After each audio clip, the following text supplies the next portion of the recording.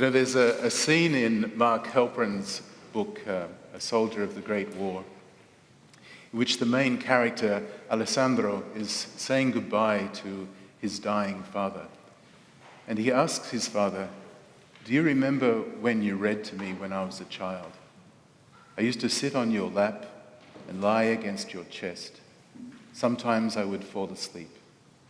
I used to put my head against your shirt, and it smelled of pipe tobacco. I don't know exactly how to explain it, but these were the happiest times of my life. I was happier then than I have ever been since." And later in old age, the same Alessandro will say that the greatest grief that he has carried throughout his life is the loss of his own son, a boy with whom he says he fell in love the instant he saw him. The tenderness and the confidence and the trust that is described in these scenes are startling because we read about them so rarely. How often is the love between a father and son described? And yet, these scenes, I think, are essential if we are to grasp the experience of fatherhood from which, out of which, Jesus is speaking. When Jesus attempted to express in language accessible to everyone what his experience of God had been and was, the image that presented itself had to have been grounded in his own experience, namely Joseph, and probably by a whole host of Jewish dads just like him, men who sang and danced and loved being in bed with their families, with their kids around them, who were faithful to their friends, who left no doubt in anyone's mind that they loved their children tenderly and inexhaustibly and unconditionally. Jesus' respect for the dignity, the intelligence, the faithfulness of women wasn't picked up off the street either. It was learnt, no doubt, from the one who took Mary to himself under such difficult circumstances. Not everyone is so fortunate. We talk about the importance of fathers and models for children, and particularly for boys. But some of our parents were people from whom we needed and craved far more than they were capable of giving. For some of us, parents, fathers were a source of disapproval. For some, violence, abuse. Their techniques for dealing with problems and conflicts and anger may have been less than ideal, retreating into icy silence, exploding defensively, immediately blaming someone, anyone. And even when our experiences have been positive and life-giving, as they have been for so many of us, even then, there are flaws and shortcomings because they're always one human being's limited and imperfect experience of another.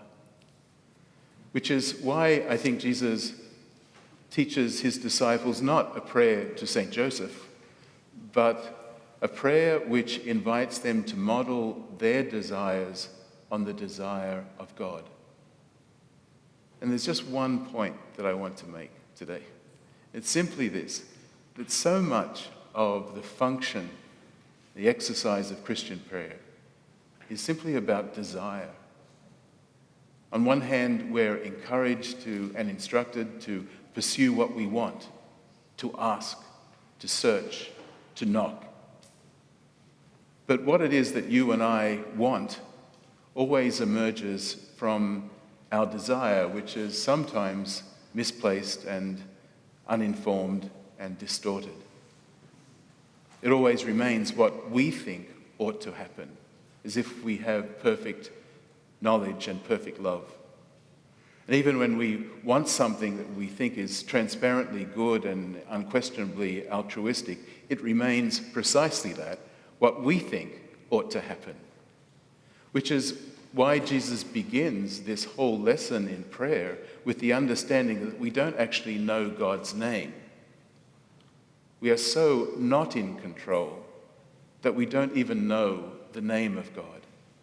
And that's the way it will remain. Prayer begins with this acknowledgement of a profound reality. That doesn't mean that we shouldn't pray for what we and others need and want. It's just that in prayer, we do more than simply raise our desires to God. We attempt to understand what God desires for us. Jesus prays that God's reign will come, that God's will be done, which is simply to pray that God's deep desire for us and for all creation will be realized. I suspect that a lot of people's anger with God arises from misunderstanding how prayer is this meeting of desires, not the delivery of mine.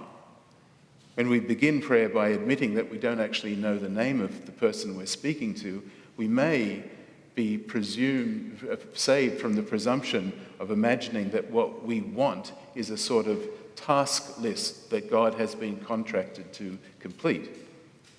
Parents know that children frequently don't want to go to sleep at night and then don't want to get out of bed in the morning, don't want to go to school, don't want to get out of the swimming pool. But what they want is not prescriptive, at least most of the time.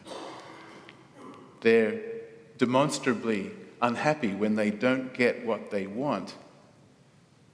And that seems to be the level of spiritual sophistication that some people achieve. Appropriate in a toddler, a little embarrassing in an adult.